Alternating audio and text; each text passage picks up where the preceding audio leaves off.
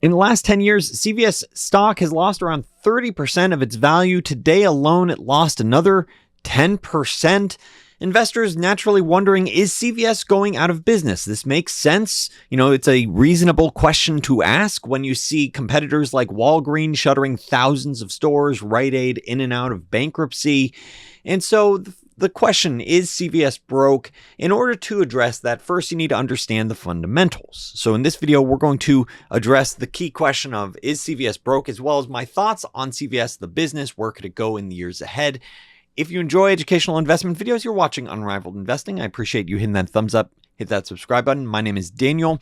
And so looking at CVS's fundamentals, one of the key metrics is EBITDA. So that's earnings before interest, taxes, and depreciation and amortization. It's a key metric that bankers use to assess on whether or not you can support a lot of debt. It's a proxy for the cash flow the business generates. And if you look at it, they've historically generated this on a trailing 12-month basis. They've historically generated, around $12 to $15 billion in EBITDA. So this is a business that can be immensely cash flow generative.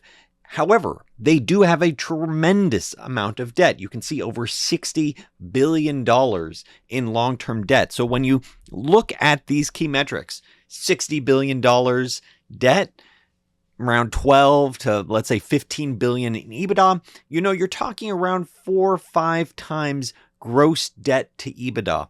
Personally, based on my own prior experience as an investment banker, I'm telling you, when you start seeing that 4 or 5 times, you're getting at the limit to the amount of debt that you'd want to see with a public company. There are some private companies that do more debt than that, but broadly looking at this, you're at the threshold that makes a lot of investors uncomfortable. I don't like to see that much debt with the business. So it's just I would say it's at the bubble of too much, but it's not, I would not say that this is a broke asset. You might have noticed that the debt jumped back in 2018. So I go to AI Ticker Chat, if I'm not familiar, I want to get, up to speed on the company's history. I type in, why did CVS debt jump in 2018? By the way, this feature is completely free to use. It's using chat, and it's calling out how CVS acquired Aetna, the health insurance company, back in 2018.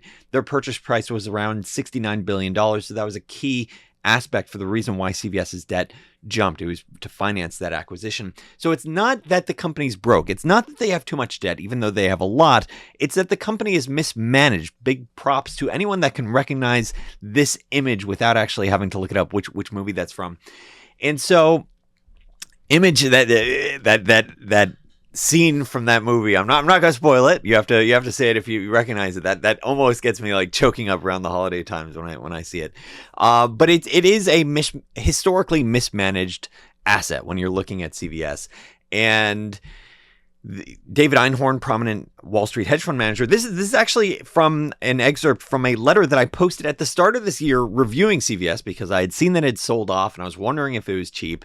And Einhorn called out, look, CVS previously acquired Oak Street Health for around $11 billion. And he wrote, when the proxy came out, it revealed that Oak Street Health conducted an auction. And like a late night eBay shopper who had one too many glasses of wine, CVS raised its uncontested bid several times. And this follows my concerns that, once again, CVS is mismanaged and that they were going on this sort of acquisition binge and they weren't really careful about the prices they were paying. So I'm going to talk about this. This is a key aspect for my own personal investment journey, is management alignment. And when I see something like that, where you're saying, hey, management is like an eBay shopper that's had too many, late night drinks and they're making uncontested bids higher on an asset. When you're talking about hundreds of millions of dollars in terms of the effect, you don't want to be partnered with that type of company. So I previously called out, it might be cheap, but I don't have, strong confidence in management. And so now today, the news is that Karen Lynch, the president and CEO, is being replaced by David Joyner, who previously had experience working at CVS, multi-decade history working in the industry. So this is starting to get interesting, because if previously, I was saying, I really can't trust management, and that's going to prevent me from digging further, to see this development where you have a new management come into place, it does create the prospect that you're now in some sort of turnaround situation. And, regular viewers know I previously did videos on PayPal, and my chief concern with PayPal was I was saying, hey, the prior management, I believe it was Dan Schulman, I said he's mismanaging the business. So when they brought in new management, I called out, with my PayPal videos, I effectively said, hey, it wouldn't surprise me if this does well going forward. It certainly needs a new and better management. So I'm glad that they brought, a new CEO in, because previously it was the wrong direction with poor acquisition. So you might have the same story here with CVS. That said, the news release with the new CEO here at CVS, it's not all good in terms of management, where they're talking about, by the way, we're going to have a $1.2 billion restructuring charge tied to incremental store closures in 2025. And also our medical expenses are higher than we previously projected, and you shouldn't rely on our previous guidance. So things aren't so great when you're looking at the underlying fundamentals. This is also why the stock is going lower. It's this unexpected turnover in the CEO combined with costs, running higher than expected. So should you bet on a recovery with CVS? First of all, in full disclosure, this is not financial advice. Also, quick plug, recently, Michael, a premium member of the exclusive Unrivaled Investing community, shared this, a direct quote. So far, the subscription has paid for itself in 3 months. Looking forward to what the future holds. If you're looking for compelling ideas, come check out Unrivaled Investing. By the way, prices are going up very soon. They will never be lower than this. So now's the time to lock in the favorable rates. Looking at the numbers alone, this is using the predict feature. This is one of the premium features at AI Ticker Chat. The math suggests that, look, if you can get to historical margins, this is AI interpreting the results, reading the transcripts, thinking about where the business could be in the years ahead. It's showing, look, single digit growth, margins that are sort of in line with where they've historically been, and maybe you get some sort of discounted multiple to the market, somewhere between 12 and 18 times. In one of these scenarios, you're arguably talking about hundreds of percent upside. So I'd say the math suggests that CVS stock can recover nicely from here. That is what the math suggests. But it is important to understand the narrative, understand the story, understand the reality of the business. Reality is CVS is a very huge, complex business with a lot of different assets. I mean, $355 billion in annual revenue. That's incredible. Serving 120 million customers, 10 million plus annual health visits. 85% of the population lives within 10 miles of CVS. So there are a lot of assets here when you're thinking about CVS. 300,000 colleagues. That means a lot of people working with the business. As I already called out, they're generating potentially a lot of cash flow. So they're at the edge in terms of the debt. I called that out previously, but they are still generating a lot of cash flow.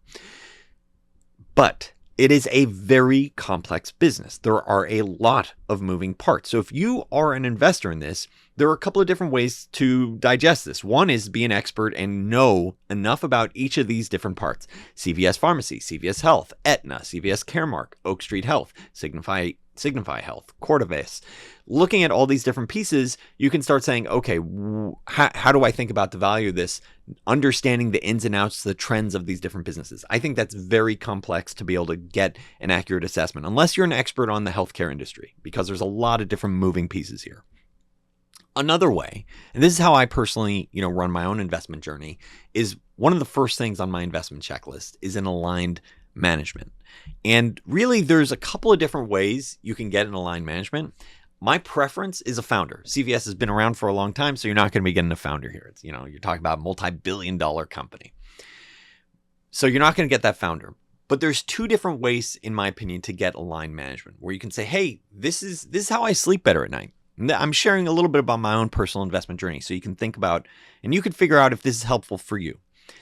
You either have a founder who's a visionary, saying, here's how I'm going to take this company from A to B and why we're going to grow significantly going forward. In that situation, even if you have a complex company like CVS, because you have the founder on board who should know the ins and outs of the company, you should feel a little bit more comfortable. This might be their baby. They're excited about growing it over time. So even if there's extra complexity and you're not an expert in the business, you're aligning yourself with this founder and the vision that they're laying out. Another form, and I previously did this, I made an investment in McKesson. I no longer hold shares in McKesson, but as subscribers at Unrivaled Investing know, worked out very well with McKesson, is you can have a situation where it's not founder-led, it's still a complex business, but the key difference is that it might be, a type of executive, a business executive wearing a suit. Ooh, look at this, collar wasn't even straight. And the executive makes it clear that, hey, here's our capital allocation strategy. We're going to take all of our free cash flow and we're going to return it to shareholders. That's our approach. Maybe we pay down debt in the case of CVS because we want to get that down from 4 to 5 times to maybe 2 to 3 times. Or they say, hey, here's why EBITDA is going to be up this next year. So first is founder. Second is capital allocation type of executive, or the executives making it very clear there's limited risks of that capital being spent poorly.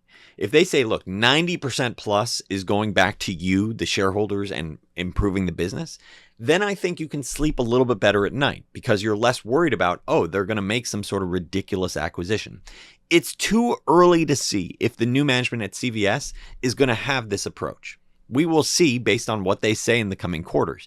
But this could mark a turning point for CVS if you have stability in the underlying operations and a management that says, look, I'm going to make sure the business is not only stable, but my priority is shareholder returns, and here's how we're going to generate it. Not by necessarily issuing lots of debt and paying a dividend, but let's say, hey, let's maybe buy back the stock if it's cheap, or what makes the most sense from a capital allocation perspective. Given their debt, maybe it's repaying debt.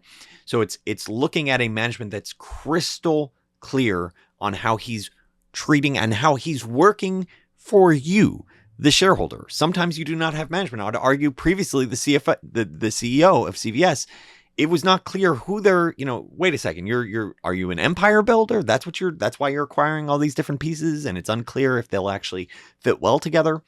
So I hope this video talking about CVS, addressing some investor concerns and questions have been helpful. And thanks so much for tuning in. You've been watching Unrivaled Investing.